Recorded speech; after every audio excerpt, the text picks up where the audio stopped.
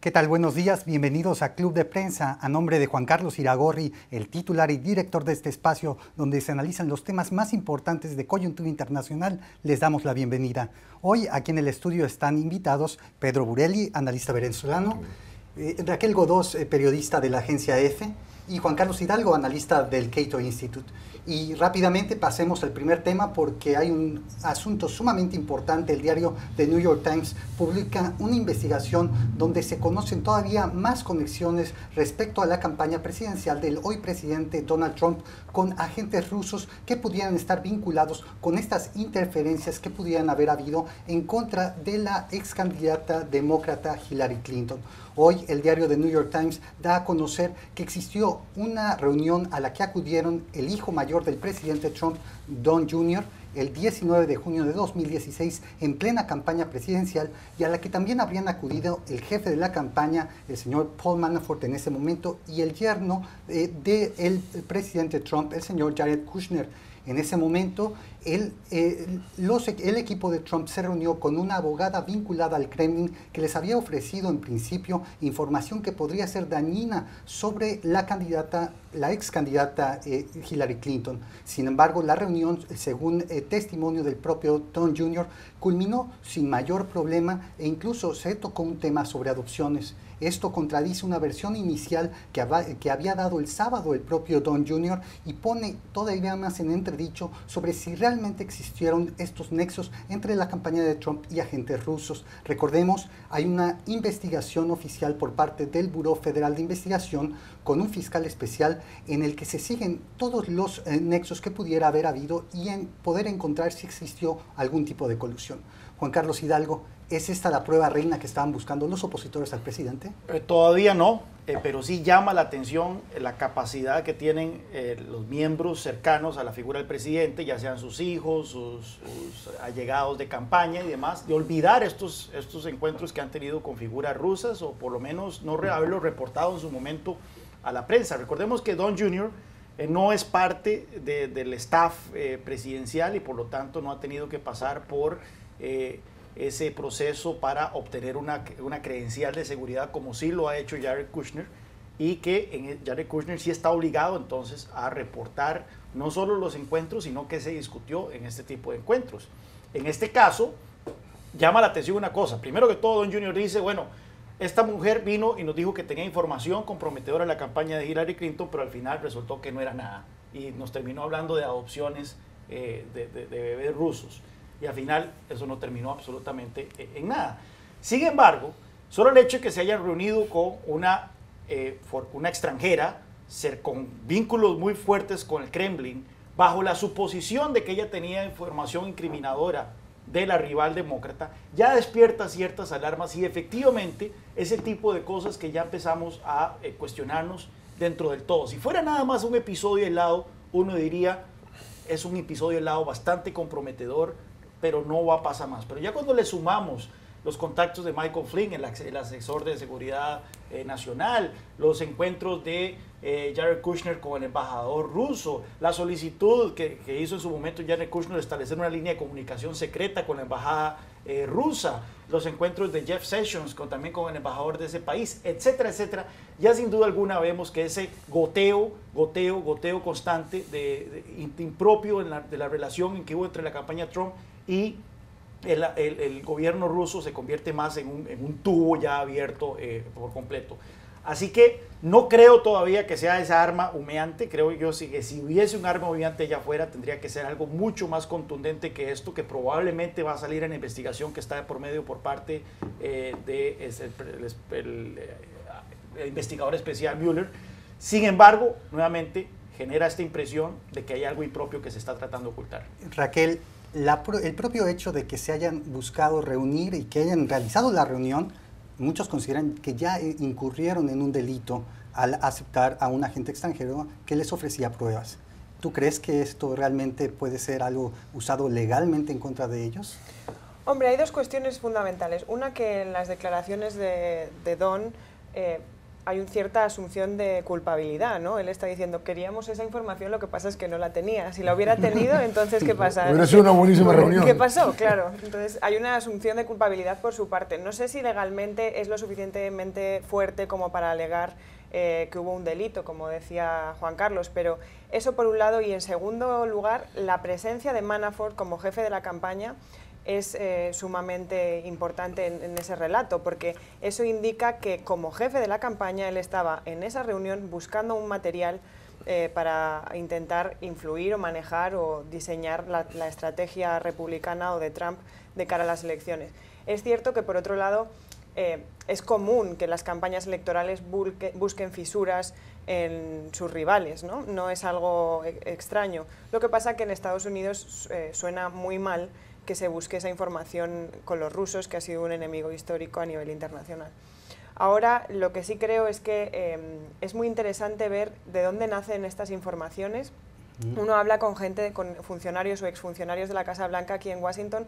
Muchos se han ido cuando llegó Trump porque no convenían con sus ideas, pero otros muchos que tampoco convenían con sus ideas se han quedado con la intención de reventar el gobierno por dentro. Y además son puestos gubernamentales que no les pueden, o sea, que son difíciles de cesar, y Trump tiene un déficit muy grande de funcionarios porque no encuentra gente que quiera trabajar con él. Así que es interesante saber qué información tienen esos funcionarios de la Casa Blanca, cómo la están filtrando y este goteo, de qué manera puede impactar hasta que Robert Mueller tenga un veredicto. Y justamente, Pedro, ¿no son justamente estos funcionarios, dicen que son 3 fuentes de la Casa Blanca, quienes le confirmaron la existencia de esta reunión a The New York Times? ¿No es justamente esta división palaciega al interior de la Casa Blanca lo que está provocando todas estas filtraciones? ¿Qué mentalidad tiene en este momento la Casa Blanca de Trump? Bueno, creo que el problema que Trump tiene, el no haber sido político y no cuidar mucho las formas, está generando elementos de deslealtad que son preocupantísimos, no solamente en la Casa Blanca, sino a lo largo y ancho del gobierno, en el sistema diplomático, en las embajadas. Es muy difícil representar a tu país si tú empiezas a perder fe en tu presidente. Si empiezas a sentir vergüenza por tu presidente, si empiezas a percibir o tener ira hacia tu presidente y estás en esas posiciones, entonces yo creo que esto es un riesgo creciente y yo creo que es un riesgo muy, muy, muy peligroso. La gente puede trabajar para alguien que sea de un partido distinto, que no sea exactamente que te guste, pero en el momento que tú te avergüenzas, que tú piensas que tu país está quedando mal o que va a quedar mal, son el hazmerreír del mundo, ahí se te empiezan a crear muchísimos problemas. Yo sí creo, estoy muy de acuerdo con Raquel, que el peligro más grande de la administración lo tiene adentro. Ese es el cáncer que está creciendo y es un cáncer que está siendo alimentado por los tweets del presidente, por la actitud del presidente, que no termina de demostrarle ni al gobierno, ni al país, ni al mundo que tiene capacidad de aprender, de corregir, de enderezar el rumbo. Y no es ni siquiera, o sea, no es un tema de posiciones, es muy un tema de estilo, es un tema de tratar los temas que la gente se molesta. Y obviamente en el caso de la familia y la forma del nepotismo alrededor de la familia, obviamente genera líneas de poder y autoridad que son muy raras, porque la gente tiene autoridad en base a la proximidad a Kushner o la proximidad a Ivanka y no según la responsabilidad que tiene. Y eso también genera adicionalmente otros problemas de celos y esa cosa que crea un cóctel terrible para mantener una administración. Yo no estoy seguro que el objetivo es me quedé aquí para tumbarla, sino no me voy a quedar callado con lo que veo, ¿no? Un poquito eso. Y yo creo que va a ser esto, vamos a hablar de esto bastante tiempo en los meses por venir. Así es, justamente un tema que no morirá ni siquiera hoy ni esta semana. Estaremos muy atentos, tenemos que hacer una pausa. Regresamos muy pronto a Club de Prensa. Regresamos a Club de Prensa aquí en NTN 24 para hablar de un tema candente que ocurrió este fin de semana, Venezuela. Apenas el sábado ocurrió el arraigo domiciliario para Leopoldo López, quien es el líder opositor de Voluntad Popular allá en Venezuela por parte del Tribunal Supremo. Recordemos, Leopoldo López enfrenta una sentencia de 14 años y el tribunal decidió permitir que este arraigo ocurra en su casa. Ahora, muchos opositores creen que es una bocanada de aire fresco en un momento en el que las movilizaciones cumplen 100 días ininterrumpidos de ocurrir en las calles de Caracas y otras ciudades del país. También ocurre en un mes que será crucial, pues el régimen de Nicolás Maduro ha convocado a una asamblea constituyente para sustituir al legislativo para el próximo 30 de julio, algo que los opositores han dicho que mina el poder de la Asamblea Nacional. También este propio fin de semana, el próximo 16 de julio, domingo, los opositores han convocado a un plebiscito para que los venezolanos dentro y fuera se puedan expresar sobre exactamente este proyecto de Asamblea Constituyente. Hay que ver exactamente las razones por las que el Tribunal Supremo pidió la liberación hacia su casa y que ahí permanezca todavía arraigado Leopoldo López. Se dijeron cuestiones de salud, pero exactamente, Pedro, tú que conoces muy bien el tema, ¿qué hay detrás de esta decisión? Bueno, primero hay que contextualizar la decisión con lo que se viene tratando de hacer prácticamente desde el mismo momento en que Leopoldo entra a la cárcel y con más intensidad cuando lo sentencian por la comunidad internacional. Esto es un juicio, un caso donde hay unanimidad en todos los organismos internacionales, todas las ONG, todos los gobiernos, de que se abusaron los derechos y se están violando los derechos de Leopoldo López. Leopoldo López es inocente, su juicio fue tramado.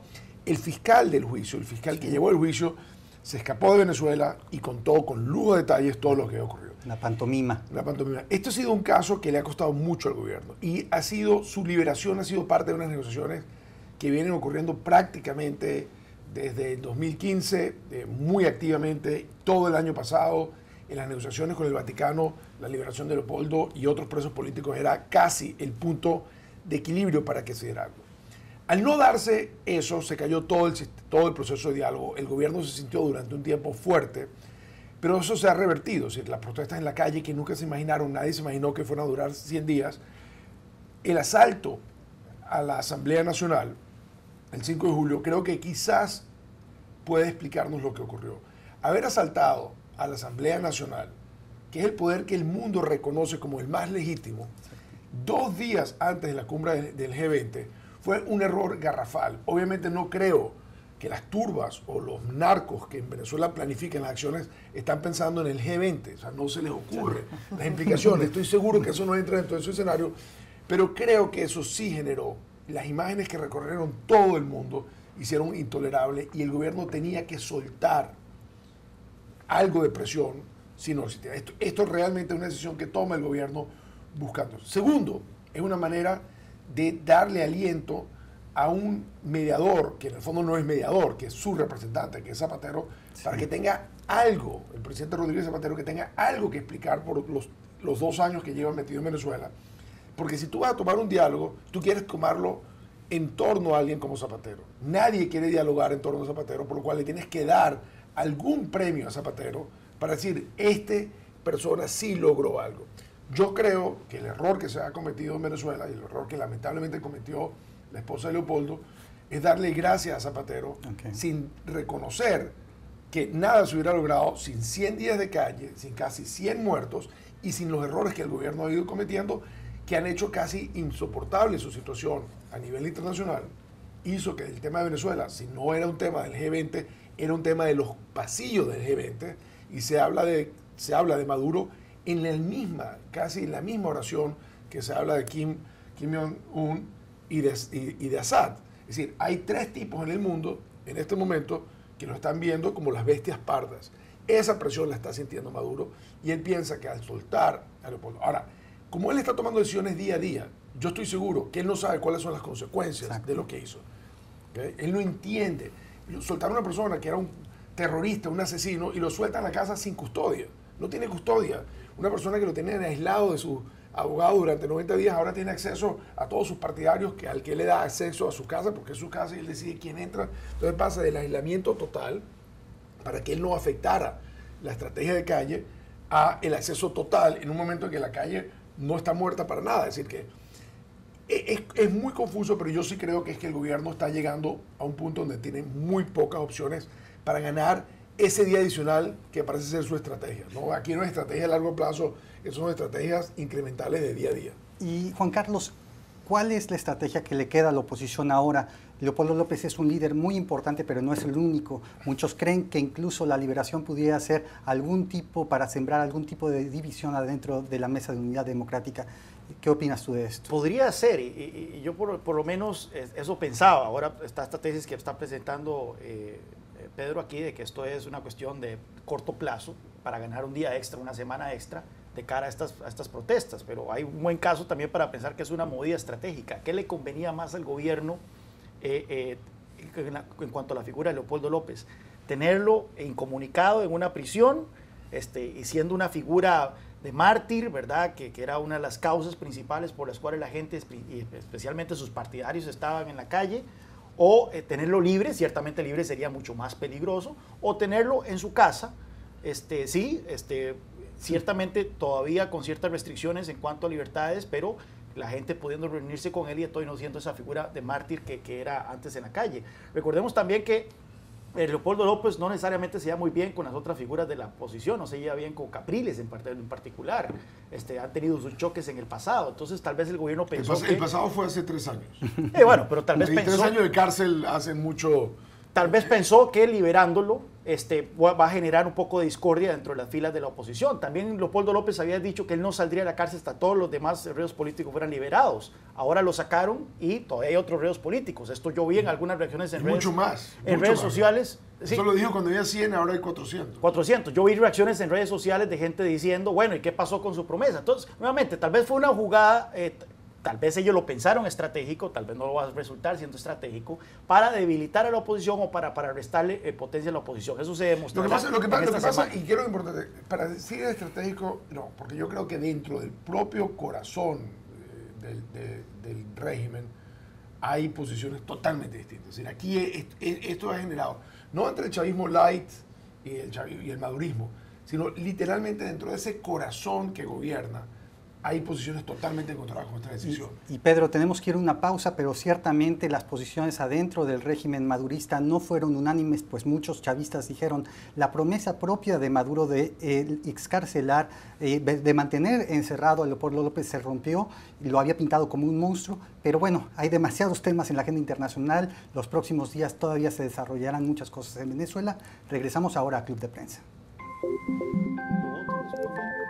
Regresamos a Club de Prensa aquí en NTN 24 para tocar rápidamente otro acontecimiento del fin de semana. El sábado concluyó en Hamburgo la reunión anual del G20, las economías más importantes del mundo, 19 países y los representantes de la Unión Europea que congregan 80% del comercio internacional, 85% del Producto Interno Bruto global y que toman muchas decisiones importantes de aquellos foros donde no pueden haberlas, como en Naciones Unidas u otros foros regionales.